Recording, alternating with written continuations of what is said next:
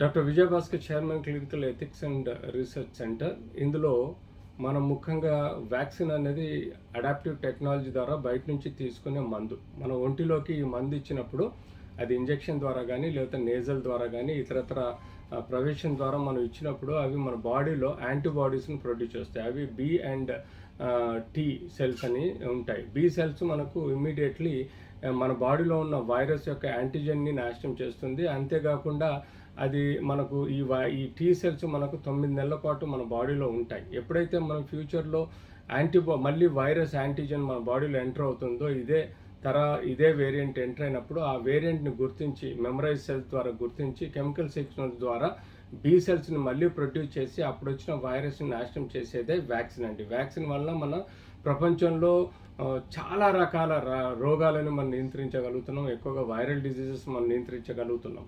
గత 100 ఇయర్స్ చూసుకుంటే మనం ఎన్నో రకాలుగా వ్యాక్సిన్స్ మన దశల వారీగా వ్యాధి యొక్క తీవ్రత, వ్యాధి యొక్క జీన్ స్టడీ ప్రకారం వ్యాక్సిన్ తయారు చేయబడుతుంది. ఇది రకరకాల ఉత్పత్తుల ద్వారా మనము వ్యాక్సిన్ తయారు చేసి తద్వారా మనకు మనిషిలోకి ప్రవేశించడం జరుగుతుంది. అలాగా మనం ఇప్పుడు కోవిడ్ బారి నుంచి బయటపడ్డాము సెకండ్ థర్డ్ వేవ్లో అంటే ముఖ్య కారణం అది సెకండ్ వేవ్ తర్వాత థర్డ్ వేవ్లో మనం బయటపడ్డామంటే దానికి ముఖ్య కారణం వ్యాక్సిన్ అండి. వ్యాక్సిన్ అనేది బాడీలో ఇమ్యూన్ సిస్టమ్ని బూస్ట్ చేసి యాంటీజెన్ నాశనం చేయడానికి యాంటీబాడీస్ని ప్రొడ్యూస్ చేస్తుంది. అంటే సైనికులను మన బాడీలో ప్రొడ్యూస్ చేస్తుంది. సో ఇలాంటి వ్యాక్సిన్ను మనం గవర్నమెంటు R&D రీసెర్చ్ అండ్ డెవలప్మెంట్లో ఎన్నో ప్రపంచ దేశాల్లో ఎన్నో కంపెనీస్ ఎన్నో ల్యాబ్స్లలో సరైన పద్ధతిలో వాటి యొక్క ఎఫికేసీ సేఫ్టీ చూసిన తర్వాతనే మనకు ఇవ్వడం జరుగుతుంది. ఫస్ట్ సెకండ్ అంటే ముందు ప్రీ క్లినికల్ అంటే అది యానిమల్స్లో ప్రయత్నం చేసి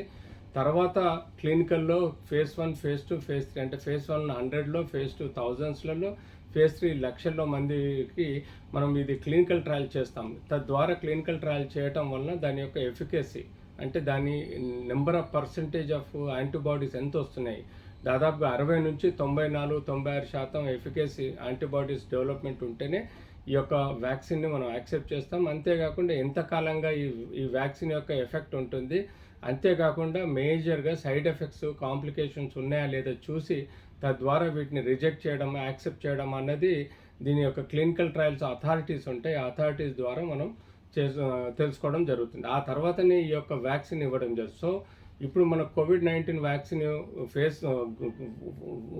first phase, second phase, third ఫేజ్లో అంటే 3 డోసెస్ ఇవ్వడం జరుగుతుంది. తద్వారా మన బాడీలో దాదాపుగా గత 9 నెలల నుంచి యాంటీబాడీస్ డెవలప్ చేయటం వల్ల వైరస్ నుంచి మనకు ప్రొటెక్షన్ వస్తుంది. ఇలా మనకు ఫస్ట్ డోసులో మనకు కొంత మేరకు అది తక్కువ రోజులే ఎఫెక్టివ్గా ఉండటం వల్ల మనం సెకండ్ డోస్ కూడా ఇంట్రొడ్యూస్ చేయాల్సి వచ్చింది. ఆ తర్వాత సెకండ్ డేస్ తర్వాత నిరంతరం అంటే ఎక్కువ శాతం ఎక్కువ కాలం మన బాడీలో యాంటీబాడీస్ ప్రొడ్యూస్ చేయాలి, ప్రొటెక్షన్ రావాలంటే థర్డ్ ఫేజ్లో మనము బూస్టర్ డోస్గా మనం తీసుకోవడం జరుగుతుంది. ఈ బూస్టర్ డోస్ అనేది దీని యొక్క ఎఫికసీ 90-95% ఉండి అది లాంగివిటీ అంటే ఎక్కువ శాతం ఎక్కువ రోజులు మన బాడీలో నిరంతరం ఉండి మనల్ని ప్రొటెక్ట్ చేసేది దాన్ని బూస్టర్ డోస్ అంటాను. అది 2 సంవత్సరాల కోసం ఉండొచ్చు, 5 సంవత్సరాల కోసం ఉండొచ్చు, సమ్టైమ్స్ 10 సంవత్సరాల కోసం కూడా ఈ వ్యాక్సిన్ వేయడం జరుగుతుంది. అలా మనం ఈ వ్యాక్సిన్ వేసుకోవటం వల్ల మనకు నిరంతరము కొన్ని జీవితాంతం ప్రొటెక్షన్ ఉంటే కొన్ని వ్యాక్సిన్స్ మనకు